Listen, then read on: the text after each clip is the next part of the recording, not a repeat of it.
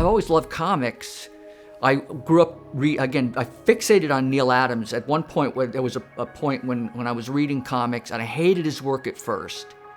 And I'd also read books. I mean, I was into art and books and reading and comics were always still there. But when I went to art school, that's when I discovered fine art and illustration and father figures. There was one of my teachers was this big black guy who, wore a beret all the time, and named Don Brown, and he was a jazz musician. So he played at Carnegie Hall. He also did like fashion drawings for Jake Corvette.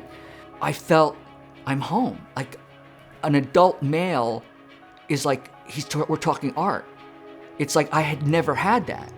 It was like I was speaking the same language. It was like when I would talk to my father or with other, adults, there was never anything about talking about like zero time or like being, in the flow or like jazz, of all these other feelings of sort of like, it was just, oh, that looks like a good cow, or a horse. It's like a good job, Billy. It's good. Looks like just like a photograph. My grandparents were the ones who really pushed for me to go to art school. My father wanted me to go into, just work professionally in a committed job, a trade.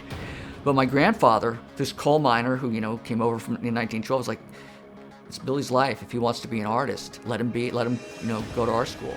And so that's when I stayed with my grandmother after my grandfather passed away and worked and made enough money to go to pay for my way to go through art school.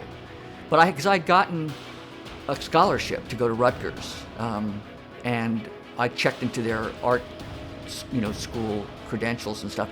And it was like they had like liberal arts, but I said I just want, it was almost like going into a vocational technical school. I felt like I could have gone into the sciences or like a college, but I was so committed. I knew that I wanted to be an artist.